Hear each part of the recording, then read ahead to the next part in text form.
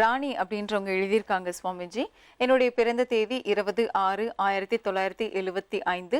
எனக்கு 30/8/2001 அன்று திருமணம் நடந்தது. பின்பு 2011ஆம் ஆண்டு குழந்தையின்மை மற்றும் கருத்து வேறுபாட்டால் விவாகரத்து ஆகிவிட்டது.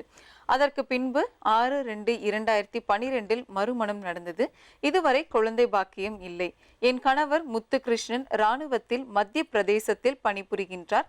எனக்கு குழந்தை பாக்கியம் கிடைக்கவும், நல்ல வேலை கிடைக்கவும், மாங்கல்யம் நிலைத்து நிற்கவும் நல்ல பரிகாரம் கூறுங்கள் ஐயா. சுவாமிஜி, உங்களுக்கு குழந்தை பாக்கியம் கிடைக்கிறதுக்கு என்ன பரிகாரம் செய்யலாம்னு சொல்லுங்க. சப்தரிஷி வாக்கியப்படி உங்களுக்கு என்ன பரிகாரம் வந்திருக்கு அப்படின்றத பார்க்கலாம்.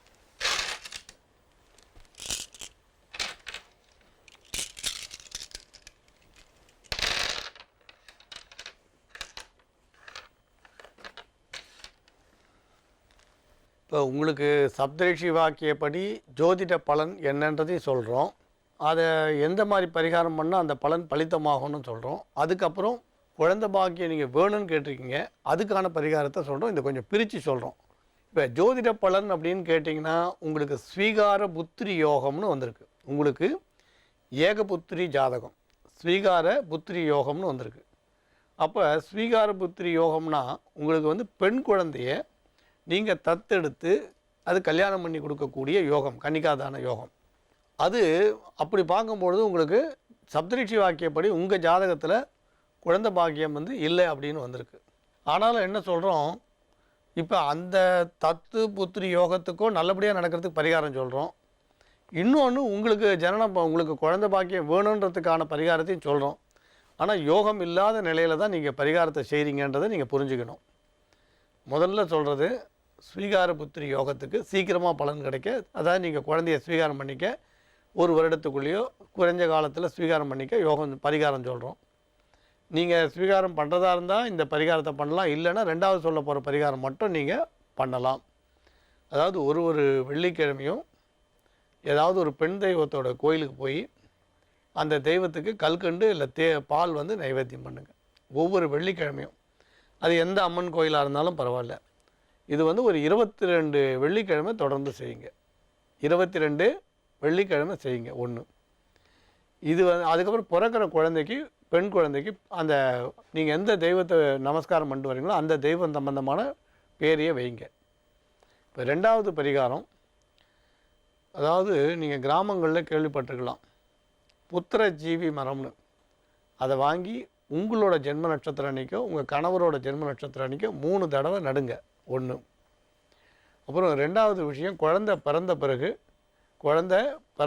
ஆண் குழந்தையாக இருந்தாலும் பெண் குழந்தையாக இருந்தாலும் திருப்பதி போய் வெங்கடாஜலபதியை தரிசனம் பண்ணிட்டு வாங்க. இது 2 மட்டும் செய்யுங்க. வேறு பரிகாரங்கள் எதுவும் வேண்டாம். கட்டாயம் சுவாமி உங்களுக்கு ஒரு நல்ல வழியை காட்டுவார். நம்புங்கள், நல்லதே நடக்கும். ரொம்ப நன்றி சுவாமிஜி. ராணி அவங்களுக்காக நல்ல ஒரு பரிகாரம் சொன்னீங்க. அடுத்ததாக பிரேமாவதி அப்படின்றவங்க எழுதியிருக்காங்க. நட்சத்திரம் பூரட்டாதி, ராசி கும்பம். என் கணவரின் பெயர் தமிழரசன், அவருடைய நட்சத்திரம் திருவோணம், ராசி மகரம். என் கணவர் கூலி வேலை செய்து வருகிறார். என் உடல்நிலை சரியில்லாததால் நான் வீட்டில் இருக்கின்றேன். ஒளிமயமான எதிர்காலம் நிகழ்ச்சி மூலமா ஓம்காரம் பகுதியில் சந்திக்கிறதுல சந்தோஷம். உங்களுடைய வாழ்க்கையில் ஏற்படும் பிரச்சனைகளுக்கு தீர்வு காணவும், மென்மேலும் வளர்ச்சி பெறவும், ஜாதக ரீதியான சந்தேகங்களுக்கு விடை காணவும் யோக ஆஞ்சநேயர் சக்தி பீடம், அனுமன் உபாசகர் ஜோதிட சிம்மம், திருவல்லிக்கேணி சுவாமி கண்ணன் பட்டாச்சாரியா சப்தரிஷி வாக்கியம் மூலம் உங்களுடைய பிரச்சனைகளுக்கு தீர்வு சொல்லுவார். வணக்கம் சுவாமிஜி. நாராயண. சுவாமிஜி, இன்றைய தினம் எப்படி இருக்கு? என்னென்ன பூஜைகள் நம்ம செய்யலாம்? என்னென்ன ஆன்மீக குறிப்புகள் இருக்குன்னு சொல்லுங்க சுவாமிஜி. சரௌதத்மார்த்தாதிகம் கர்ம நிகிலம் ஏனசோ த்ரிதம் தஸ்மை சமஸ்த வேதார்த்த விதே விகனசே நமஹ. வக்ரதுண்ட மகாகாயா சூரியகோடி சமப்பிரபா நிர்விக்னம் குருமே தேவா சர்வகாரேஷு சர்வதா. யோகப்பட்டேன பத்தாங்கம் திரிநேத்திரம் சாந்த விக்கிரகம் தியாயே சமஸ்த தோஷக்னம் வாதாத்மஜம் அகல்மஷம். கிருஷ்ணம் வந்தே ஜெகத்குரும். ஜெயந்தி மங்களாகாளி பத்ரகாளி கபாலினி துர்கா க்ஷமா சிவாதாத்ரி ஸ்வாகாஸ்வதா நமோஸ்துதே. குரு பிரம்மா குரு விஷ்ணு குருதேவோ மகேஸ்வரகா குரு சாட்சாத் பரம்பிரம்மா தஸ்மை ஸ்ரீ குரவே நமஹ. அஸ்மத் குருபியோ நமஹ. விகனச மகா குரவே நமக அனுமன் சுவாமிகள் ஆசிகளுடன். மங்களகரமான துர்மிகி வருடம் மாசி மாதம் 26ஆம் தேதி 10/3/2017 வெள்ளிக்கிழமையான இன்று பல நல்ல ஜோதிட ஆன்மீக தகவலை பார்க்கலாம். பொதுவாக வார்த்தைகள்லேயே அந்த குரு அப்படின்னு ஒரு வார்த்தையை பயன்படுத்தும் போது அதுக்கு ஒரு மதிப்பு உண்டு. இப்போ நிறைய வித்தைகள் கற்றுக் கொடுக்கக்கூடியவர்கள்லாம் குரு தான். நீங்கள் ஆங்கிலத்தில் டீச்சர்னு சொல்கிறீங்க இல்லையா, குருன்னு சொல்கிறோம். நம்ம சம்பிரதாயங்களில் குருன்றோம். எந்த வித்தையை கற்றுக் கொடுக்குறவால குருன்னு அழைக்கிறோம். நவகிரகங்களில் குருன்னா எல்லாருக்கும் தெரியும். தேவர்களோட குரு அப்படின்னாலும் எல்லாருக்கும் தெரியும். பிரகஸ்பதி, வியாழ பகவான் சொல்லுவோம். நவகிரகத்தில் வியாழ பகவான், குரு, பிரகஸ்பதி பலவிதமான பேரில் நம்ம அழைக்கிறோம். குரு வாரத்தை கூட விசேஷமாக கொண்டாடுறோம். அந்த நவகிரகங்களில் இந்த குருக்கு வந்து தனித்துவம் உண்டு. ஆனால் சில விஷயங்கள் நம்ம எப்பயுமே அதீதமாக கொண்டாடிடுறோம். நல்ல விஷயமோ கெட்ட விஷயமோ அதீதமாக கொண்டாடுறோம். நீங்கள் ஒரு ஜாதகத்தை எடுத்துட்டிங்கன்னா குரு எப்படி இருக்காருன்னு சொல்லுவோம். மற்ற கிரகங்கள் பார்க்குறத விட குருவோட பார்வைக்கு தனித்துவம் உண்டு. குரு பார்க்க கோடி தோஷ நிவர்த்தின்னு உண்டு. அந்த குருக்கு மட்டும் ஒரு தனித்துவம் கொடுக்குறோம். குரு கெட்டு இருந்தால் கூட குரு பார்வைக்கு தோஷம் இல்லைன்னு சொல்லுவா உண்டு. குரு கெட்டால் கூட, குரு நீச்சமாக போனால் கூட பார்வைக்கு அந்த தோஷம் இல்லைன்னு சொல்லுவாள். அது மாதிரி குருவோட பார்வைக்கு விசேஷம் உண்டு. இப்போ நிறைய பேர் பார்த்திங்கன்னா கல்யாணம் பண்ணுறதா இருந்தாலும் சுபகாரியம் பண்ணுற எதுவாக இருந்தாலும் குரு பலன் இருக்கா அப்படின்வா. இப்போ ஒருத்தர் வந்து வெளிநாட்டிலேருந்து வந்திருந்தார். என் பையனுக்கு 22 வயசாகுது, பூணல் போடணும், குரு பலன் இருக்கா அப்படின்னு கேட்டார். பையனுக்கு வந்து 22 வயசாகுது, குரு பலன் இருக்கா, பூணல் போட்டுட்டு அமெரிக்காவுக்கு போயிடலான்னு இருக்கேன் அப்படின்னு. இப்போ இன்னொருத்தர் வந்து பொண்ணுக்கு கல்யாணம் பண்ணணும்னு வந்தார். அவருக்கு வந்து வயசு எவ்வளோ, அவருக்கு வயசு இருக்கும் ஒரு 65 வயசு 68 வயசு இருக்கும். அவர் பொண்ணு வந்து வெளிநாடெல்லாம் போய் படிச்சுட்டு வரா. 36 வயசு முடிஞ்சு போச்சு. அவர் சொல்கிறார், என் பொண்ணுக்கு வந்து குரு பலன் இருக்கா பாருங்கள். ஒரு ஜோசியர் சொன்னார் 2 வருஷத்துக்கு குரு பலன் இல்லை, அதனால் கல்யாணம் பண்ண முடியாதுன்னு சொன்னார். வரன் நிறைய வந்துருக்கு, நிச்சயம் பண்ணலான்னு பார்க்குறோம். பிள்ளை வீட்டுக்காருக்கும் பிடிச்சிருக்கு, பொண்ணு வீட்டுக்கார் நாங்களும் சரின்றோம். ஆனால் ஜோதிடர் வந்து இன்னும் 2 வருஷம் குரு பலன் இல்லைன்னு சொல்கிறார், என்ன பண்ணலாம்? பொண்ணுக்கு என்ன வயசு? 36. இங்கே நீங்கள் கவனிக்க வேண்டியது, இந்த காயத்ரியை பிரம்ம உபதேசம் சொல்லுவாள். காயத்ரி மந்திரத்தை உபதேசம் பண்ணுறத பிரம்ம உபதேசம்.